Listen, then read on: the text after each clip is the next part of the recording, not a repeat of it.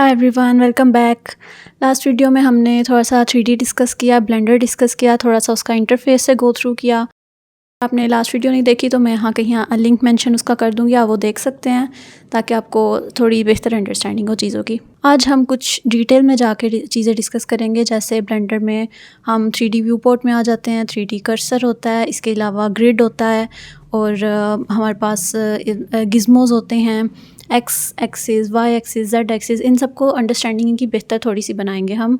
Objects को pan करना, rotate करना और जूम करना, उसकी स्केलिंग और इन सब चीज़ों को डिस्कस करेंगे। इसके हम शॉर्टकट कीज़ भी डिस्कस करेंगे और मैं यहाँ कहीं मेंशन कर दूँगी वो शॉर्टकट स्क्रीन पे, ताकि आप वो स्क्रीनशॉट लेके अपने पास सेव कर सकें और जब भी आप प्रैक्टिस करें तो वो आपके पास हो और आप वहाँ से देख सकें। इस तरह आपके लिए भी आसान होगा और उन चीज़ों को याद रखना भी आसान होगा। लेकिन मेरा ख़्याल है ब्लेंडर की आप जितनी भी प्रैक्टिस करें ना, वो चीज़ें उतनी आसान होती जाती हैं। मतलब आप इसे एक रट्टा नहीं लगा सकते। आप उसकी जितनी प्रैक्टिस करेंगे वो आपके लिए इतना आसान होगा। इसके अलावा हम ऑब्जेक्ट मोड देखेंगे, एडिट मोड देखेंगे, इनमें डिफरेंस क्या है और ऑब्जेक्ट्स किस तरह से इसमें बिहेव करते हैं दोनों मोड्स में। इसके अलावा हम ऑब्जेक्ट्स ऐड करेंगे अपनी 3D व्यू पोर्ट में। 3D कर्सर का क्या रोल है जब हम ऑब्जेक्ट्स ऐड करते हैं, हम ये भी डिस्कस करेंगे। और इसी तरह ऑब्जेक्ट्स ऐड करके उसे मॉडिफाई करके सेव करना, ये सब हम आज की वीडियो में हम डिस्कस करेंगे। तो without wasting any time let's get into it. यहाँ से हमने ब्लेंडर ओपन कर लिया। आप देख सकते हैं बाय डिफ़ॉल्ट हमारे पास 3 ऑब्जेक्ट्स मौजूद होते हैं 3D व्यू पोर्ट में। हमारे पास कैमरा होता है, लाइट होती है और क्यूब होता है। तो जो हमारा मेन वर्किंग एरिया होता है, कोई भी ऑब्जेक्ट हम लेके आते हैं, चाहे वो कोई क्यूब हो, कोई ज्योमेट्री हो या लाइट या कैमरा हो, वो हमारा सारा 3D व्यू पोर्ट में शो होता है। ये हमारा मेन वर्किंग एरिया है। इसी तरह अगर हम ग्रिड की बात करें तो ये जो आपको ग्रे लाइंस नज़र आ रही हैं, ये पूरा हमारे पास एक ग्रिड है। हम ग्रिड का अब हमारे पास क्या यूज़ होता है, हम जब ऑब्जेक्ट्स को अलाइन करते हैं, अब आप देख सकते हैं कि मैंने इसकी एक कॉपी ले लिया। इसको हम ऑब्जेक्ट्स को अलाइन करने में इसकी हेल्प ले सकते हैं ग्रिड की। इसी तरह अगर हम बात करें 3D कर्सर की, अब हमारे पास 3D कर्सर क्या होता है, ये जो आपको ये सर्कल नज़र आ रहा है ना और ये 4 लाइंस हैं, ये हमारे पास एक 3D कर्सर है। ये बिल्कुल आपको जब आप ब्लेंडर ओपन करेंगे आपको सेंटर में मिलेगा और इसका फंक्शन ये होता है कि कोई भी ऑब्जेक्ट आप ऐड करते हैं तो वो इसके बिल्कुल सेंटर में होता है। यानी कि अगर हम क्यूब हमारे पास था तो ये जो 3D कर्सर था ये बिल्कुल इसके सेंटर में था। अगर हमने बिलफर्स यहाँ पे कोई ऑब्जेक्ट ऐड करना है या फिर हम इसी की कॉपी ले जाते हैं, यहाँ पे हम चाहते हैं कि इसका 3D कर्सर जो है वो इस ऑब्जेक्ट के सेंटर में हो, हम क्या करेंगे, शिफ्ट एस प्रेस करेंगे और आप ये देख सकते हैं आपके पास ढेर सारी ऑप्शंस हैं। शिफ्ट एस प्रेस करने के बाद आप क्या करेंगे कि जो हमारे पास ऑब्जेक्ट सेलेक्टेड है इस पर हम 3D कर्सर अपना ले आएँ। तो हम क्या करेंगे, हम करेंगे कर्सर टू सेलेक्टेड, मतलब जो कर्सर है हमारा वो सिलेक्टेड ऑब्जेक्ट पे आ जाए और आप देख सकते हैं यहाँ पे सेलेक्टेड ऑब्जेक्ट के ऊपर हमारा 3D कर्सर आ गया। जब हमने ऑब्जेक्ट्स को पैन करना होता है या रोटेट या स्केल करना होता है, उसके लिए हम अब क्या करेंगे वो हम डिस्कस करेंगे शॉर्टकट कीज़। ये हमारे पास क्यूब है, इसकी जब हमने स्केलिंग करनी है तो आप इसका शॉर्टकट याद रखेंगे, वो होता है एस फॉर स्केल। हम एस प्रेस करेंगे कीबोर्ड से और इसकी स्केलिंग करेंगे।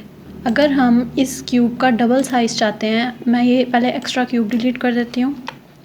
हम इस क्यूब का अगर साइज़ इससे डबल चाहते हैं तो हम सिंपल क्या करेंगे, हम एस प्रेस करेंगे और साथ ही हम 2 प्रेस कर देंगे तो ये इसका साइज़ डबल हो जाएगा। अगर हम इसको अंडू करें और मैं इसका साइज़ देखें, हम ऐसे करके एस प्रेस करके मैं इसका साइज़ किसी एक एक्सिस में इंक्रीज़ करना चाहूँ तो मैं क्या करूँगी, एस प्रेस करके उस एक्सिस को लिख दूँगी। जैसे अब मैं एक्स एक्सिस में करना चाह रही हूँ तो मैं एक्स प्रेस करूँगी और ये एक्स एक्सिस के अलॉन्ग स्केल होना शुरू हो जाएगा। ठीक है, इसी तरह अगर मैं इसको स्केल करती हूँ लेकिन मुझे लगता है कि नहीं इसको ऐसे स्केल नहीं करना, तो मैं वहीं पे इसको प्रोसेस को रोक सकती हूँ। कैसे, अब मैं इसको स्केल कर रही हूँ, अब मैं यहाँ पे लेफ़्ट क्लिक करने की बजाय अगर मैं राइट क्लिक कर दूँगी तो ये वापस अपनी ओरिजिनल पोजीशन में चला जाएगा, मतलब इस पर स्केलिंग अप्लाई नहीं होगी। रोटेशन के लिए हमारे पास जो शॉर्टकट है वो है आर फॉर रोटेशन। हम आर प्रेस करेंगे तो हम इसको किसी भी डायरेक्शन में रैंडम हम रोटेट कर सकते हैं। लेकिन अगर हम किसी एक्सिस के अलॉन्ग इसे रोटेट करना चाहें, एक्स वाई या जेड एक्सिस, तो हम क्या करेंगे, हम वो एक्सिस प्रेस करेंगे। जैसे अब मैं इसे वाई एक्सिस में या फिर वाई में चले हम रोटेट करेंगे तो हम वाई प्रेस करेंगे और आप देख सकते हैं ग्रीन लाइन जो है वो वाई एक्सिस को रिप्रेजेंट करी और ये हाईलाइट हो गया। तो हम इसको इस तरह से वाई एक्सिस में रोटेट कर सकते हैं। अगर हम इसे रोटेट करना चाहें एक्स एक्सिस में तो आप देख सकते हैं रेड लाइन जो है वो हाईलाइट हो गया और हम इसे रोटेट भी कर सकते हैं और ये बाकी दो एक्सिस में नहीं होगी। इसी तरह अगर हम अपने ऑब्जेक्ट को किसी एक एक्सिस की बजाय बाकी दो एक्सिस में रोटेट करना चाहें तो उसके लिए हम क्या करेंगे, हम करेंगे, अगर हम इसे रोटेट कर रहे हैं, आर प्रेस किया मैंने, अब मैं चाहती हूँ कि ये एक्स एक्सिस में रोटेट ना हो लेकिन ये बाकी वाई और जेड एक्सिस में रोटेट हो। मैं क्या करूँगी, मैं शिफ्ट एक्स प्रेस करूँगी। शिफ्ट एक्स से क्या होगा कि ये एक्स एक्सिस पे रोटेट नहीं होगा बल्कि वाई और जेड एक्सिस में रोटेट होगा। इसी तरह अगर मैं इसे जेड में ना रोटेट करना चाहूँ और मैं चाहूँ कि ये एक्स और वाई में हो तो मैं शिफ्ट जेड कर दूँगी। तो ये इस तरह से जेड की बजाय बाकी दोनों एक्सिस में रोटेट हो जाएगा। अब यहाँ पे आप अपनी 3D व्यू पोर्ट में देख रहे होंगे कि ये रेड लाइन जो है एक्स एक्सिस को रिप्रेजेंट कर रही है और जो ग्रीन लाइन है वो वाई एक्सिस को। अब हम सोच रहे हैं कि जेड एक्सिस क्यों नहीं शो हो रहा, क्योंकि वो हमें पता है कि ऐसे स्ट्रेट जा रहा होता है। लेकिन अगर आप इसको अपने 3D व्यू पोर्ट में देखना चाहते हैं तो हम यहाँ जाएंगे, यहाँ से आप देख सकते हैं एक्सिस लिखा हुआ है, यहाँ पे एक्स और वाई एनेबल्ड हैं और जेड एनेबल नहीं है, तो हम इसे एनेबल कर देंगे। आप देख सकते हैं यहाँ 3D व्यू पोर्ट में जेड एक्सिस भी हमारा शो हो रहा है, लेकिन इसे काम करते हुए हम इतना एनेबल रखते नहीं हैं। तो मैं इसे अभी के लिए ऑफ़ कर दूँगी। वैसे अगर न्यू हैं और आपको एक्सिस समझने में थोड़ी मुश्किल हो रही है तो आप इसको एनेबल कर सकते हैं। ये हो गई हमारी रोटेशन। इसके अलावा अगर हम 3D व्यू पोर्ट में पैन करें, वो मैंने आपको पहले भी बताया था, यहाँ से हम ये जो हैंड वाला आइकन है इससे हम लेफ़्ट क्लिक करके इसको जहाँ मर्ज़ी हम कर सकते हैं मूव। जी से हम ग्रैब करके भी मूव कर सकते हैं ऑब्जेक्ट को। अब अगर हमने जी भी किसी एक एक्सिस के अलॉन्ग मूव करना हो तो हम क्या करेंगे, हम जी प्रेस करके वो एक्सिस जो भी है एक्स वाई या जेड वो हम टाइप करेंगे। अगर मैं इसे जेड एक्सिस में मतलब ऊपर नीचे मूव करना चाह रही हूँ, मैं जेड प्रेस करूँगी और जेड एक्सिस हाईलाइट हो जाएगा और ये सिर्फ ऊपर नीचे मूव होगा। इसी तरह अगर किसी एक एक्सिस की बजाय बाकी दो एक्सिस में आपने मूव करना हो तो ग्रैब जी फॉर ग्रैब और शिफ्ट एक्स। अब ये वाई और जेड एक्सिस में मूव होगा लेकिन ये एक्स एक्सिस में मूव नहीं होगा। मैंने पहले भी बताया था कि आप ब्लेंडर की जितनी भी प्रैक्टिस करें उतना अच्छा है, क्योंकि ये जितनी भी नेविगेशन है या फिर स्केलिंग, रोटेशन, ये सब आपको प्रैक्टिस से आएगा। आपकी मसल मेमोरी में ये जब चीज़ें आ जाएंगी तो आपके लिए आसान होगा। और वो कैसे होगा, वो आपकी डेली प्रैक्टिस से होगा। लास्ट लेक्चर में हमने इसका व्यूज़ भी डिस्कस किए थे कि हम नम पैड से कैसे फ्रंट, बैक और टॉप का व्यू ले सकते हैं। इसी तरह हम इसका बॉटम का कंट्रोल 1 से, फिर कंट्रोल 3 से इसकी साइड और कंट्रोल 7 से हम इसका बॉटम और कंट्रोल 1 से हम इसका बैक साइड ले सकते हैं। इसी तरह 5 से हम ऑर्थोग्राफिक फ्रंट व्यू ले सकते हैं। अब हम डिस्कस करते हैं ऑब्जेक्ट मोड और एडिट मोड। अब मैं इसको डिलीट करके मैं एक नया क्यूब लाऊंगी। मैंने आपको बताया था कि हम यहाँ ऐड के बटन से कुछ भी ऐड कर सकते हैं। देखें यहाँ क्यूब के ऑप्शन भी है, सर्कल, स्फीयर, सिलेंडर, सब कुछ है। लेकिन इसका एक शॉर्टकट की है ऐड करने का। अगर आप अपने कीबोर्ड से शिफ्ट ए प्रेस करें, शिफ्ट ए, जहाँ भी आपका कर्सर, ये माउस का कर्सर होगा, वहाँ पे आपके पास पूरा आपके पास लिस्ट आ जाएगी ऑब्जेक्ट्स ऐड करने के लिए। अब मैं यहाँ से क्यूब ऐड करूँगी। आप देख सकते हैं जहाँ पे 3D कर्सर था हमारा वहीं पे क्यूब ऐड हुआ है। जो ये पिछले वाला है इसको हम एक्सप्रेस करके भी डिलीट कर सकते हैं या ऐसे, या फिर हम इसे डायरेक्ट अपने कीबोर्ड से डिलीट का बटन प्रेस करके भी डिलीट कर सकते हैं। अब हम ऑब्जेक्ट मोड और एडिट मोड डिस्कस करेंगे। आप यहाँ अगर टॉप पे देखें, यहाँ पे हमारे पास ऑब्जेक्ट मोड है। अब ऑब्जेक्ट मोड का मतलब क्या है? ऑब्जेक्ट मोड में आप ऑब्जेक्ट को मॉडिफाई कर सकते हैं एज अ होल, मतलब इसकी स्केलिंग कर रहे हैं, इसको रोटेट कर रहे हैं, तो ये पूरे ऑब्जेक्ट पे अप्लाई हो रहा है। लेकिन आप इसे क्लिक करें तो यहाँ आप देख सकते हैं एडिट मोड। जब हम एडिट मोड में जाएंगे आप देख सकते हैं ये कुछ इस तरह से लगेगा। अब आपको मैथ्स में आपने पढ़ा होगा कि ज्योमेट्री में 3 चीज़ें होती हैं। एक हमारे वर्टेक्स होता है, एक हमारा एज होता है और एक फेस। एडिट मोड के साथ आगे लिखा हुआ है, एक हमारा वर्टेक्स है, एक हमारा एज है और एक हमारा फेस है। अभी हमारे पास वर्टेक्स मोड सेलेक्टेड है, तो मतलब कि हम इस क्यूब को वर्टेक्स की मदद से सिलेक्ट कर सकते हैं। अब वो चाहे ये वर्टेक्स हो, ये वर्टेक्स हो, ये हो, या फिर अगर एक से ज़्यादा वर्टेक्स सेलेक्ट करने हैं तो आप एक वर्टेक्स सेलेक्ट करें, शिफ्ट प्रेस करें और बाकी सेलेक्ट करें। मतलब मल्टीपल वर्टेक्स सेलेक्ट करने के लिए हम इस तरह से करते हैं। इसी तरह एज मोड में आप एजेस सेलेक्ट करते हैं, शिफ्ट प्रेस करेंगे और जितने एजेस आपको चाहिए वो सिलेक्ट करेंगे।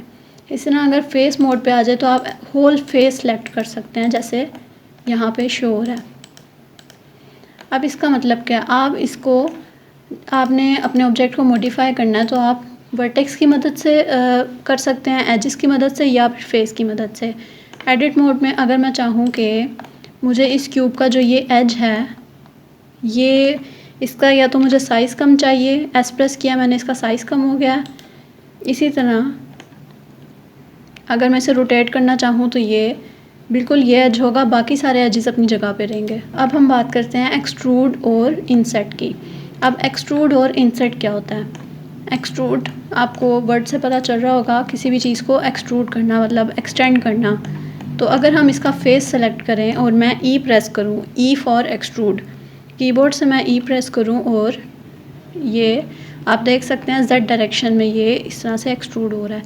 आप इसको बैकवर्ड भी लेके जा सकते हैं, आप इसे फॉरवर्ड भी लेके जा सकते हैं। अगर मैं इसे पीछे लेके जाऊं तो आप देख सकते हैं बाकी सारे फेसेस अपनी जगह पे हैं। ये चारों फेसेस साइड वाले टॉप बॉटम अपनी जगह पे हैं, लेकिन जो ये वाला फेस है ये पीछे चला गया। इसी तरह आप अपना एज भी एक्सटेंड कर सकते हैं। अगर मैं ये एज सेलेक्ट करूँ, मैं ई प्रेस करूँ, तो आप देख सकते हैं ये इस तरह से एक्सटेंड हो रहा है। आप इसे किसी स्पेसिफिक एक्सिस के लॉन्ग भी कर सकते हैं। मतलब अगर वाई एक्सिस के लॉन्ग करूँ तो ये इस तरह वाई डायरेक्शन में एक्सटेंड होगा, जेड के लॉन्ग करूँ तो ये इस तरह से जेड एक्सिस के लॉन्ग होगा। इसी तरह अगर फेस में हम एक्सट्रूड करें तो ये आप देख सकते हैं बाय डिफ़ॉल्ट ये एक्स एक्सिस में हो रहा है, लेकिन मैं चाहती हूँ ये वाई एक्सिस में एक्सट्रूड हो। मैं क्या करूँगी, अपने कीबोर्ड से वाई प्रेस करूँगी और ये फेस जो है ये वाई एक्सिस में इस तरह से एक्सट्रूड हो जाएगा और आप देख सकते हैं ये इस तरह शो होगा हमें। इंसर्ट में क्या होता है कि इसका शॉर्टकट है आई फॉर इंसर्ट। हम अपने कीबोर्ड से आई प्रेस करेंगे, हमने ये फेस सेलेक्ट किया सबसे पहले क्यूब का, अब हम आई प्रेस करेंगे तो आप देख सकते हैं इसके अंदर एक और फेस बन गया है। मतलब उसी फेस के अंदर एक और फेस। इसका अगर हम एक और फेस इसके अंदर क्रिएट करना चाहें वो भी हम दोबारा आई प्रेस करेंगे और ये इस तरह हो जाएगा। तो ये अगर हम आगे चल के जब कोई विंडो वगैरह डिज़ाइन करेंगे या कोई ऑब्जेक्ट्स डिज़ाइन करेंगे तो ये एक्सट्रूड और इंसर्ट ये दोनों चीज़ें बहुत काम आती हैं। लास्ट वीडियो में हमने डिस्कस किया था ये कैमरा व्यू। अब हम सबसे पहले अपने 3D व्यू पोर्ट में कैमरा ऐड करते हैं, क्योंकि यहाँ से हम डिलीट कर चुके हैं वो जो बाय डिफ़ॉल्ट था। शिफ्ट ए प्रेस करेंगे और यहाँ पे आप देख सकते हैं कैमरे की ऑप्शन है हमारे पास। अब वो हमें यहाँ पे नज़र नहीं आ रहा, लेकिन अगर आप जूम करें और ये देखें, आप जहाँ पे आपका 3D कर्सर होगा वहीं पे कैमरा ऐड होगा। तो आप कहीं भी क्लिक किए बगैर अगर जी प्रेस करें तो वो ग्रैब हो जाएगा और आप इसको ऐसे निकाल के बाहर ला सकते हैं। अगर हम फ्रंट व्यू में जाएं तो हम देख सकते हैं कैमरे की डायरेक्शन इस तरह से दूसरी तरफ है। हम क्या करेंगे, इसको मैनुअली अगर करना चाहें तो हम इस तरह से इसको रोटेशन इसकी कर सकते हैं, वापस इसको एक्स एक्सिस के लॉन्ग लेके जाएंगे। इसी तरह हम साइड व्यू से देखें तो हम देख सकते हैं ये इस तरह से इसके अलाइन करेंगे। हम यहाँ से ये आइकन प्रेस करेंगे तो हम कैमरा व्यू में चले जाएंगे। इसका भी एक शॉर्टकट है और वो है नम पैड पे आप 0 प्रेस करेंगे। 0 प्रेस करेंगे तो आप कैमरा व्यू में चले जाएंगे और आप 0 दोबारा प्रेस करेंगे तो आप कैमरा व्यू से बाहर आ जाएंगे। एक यहाँ से आप कर सकते हैं और यहाँ पे अगर आप लेके जाएं तो आपको नीचे लिखा हुआ है शॉर्टकट नम पैड 0, तो यहाँ से आप 0 प्रेस कर सकते हैं। Let's summarize all the things we have learn so far. आज हमने 3D व्यू पोर्ट डिस्कस की, ग्रिड के बारे में देखा कि किस तरह से वर्क करती है, ऑब्जेक्ट्स अलाइन करने में किस तरह से हेल्प आउट करती है। हमने 3D कर्सर का देखा कि जब भी हम कोई नया ऑब्जेक्ट ऐड करें तो वो 3D कर्सर पे मतलब वो उसके सेंटर में आएगा। इसी तरह हमने पैन करना, रोटेट करना, जूम करना और हमने इसकी शॉर्टकट की इसके साथ। अगर हमने रैंडम अपने व्यू पोर्ट में किसी चीज़ को मूव करना हो वो हमने सीखा। अगर हमने किसी एक एक्सिस के अलॉन्ग करना हो जैसे एक्स वाई या जेड एक्सिस तो हमने वो सीखा कैसे करते हैं। हमने ऑब्जेक्ट मोड में, एडिट मोड में दोनों में हमने ऑब्जेक्ट को मॉडिफाई करने का तरीका देखा, हमने ऑब्जेक्ट्स ऐड करने का तरीका देखा, शॉर्टकट कीज़ डिस्कस की। आज की वीडियो में जितने भी शॉर्टकट्स थे यहाँ आपकी स्क्रीन पे अपीयर होंगे, आप स्क्रीनशॉट ले सकते हैं। Alright everyone, this was it for today. कोई भी पॉइंट अगर आपको समझ नहीं आया तो you can just comment down below, I will explain. I will see you in the next one. Until then, bye bye.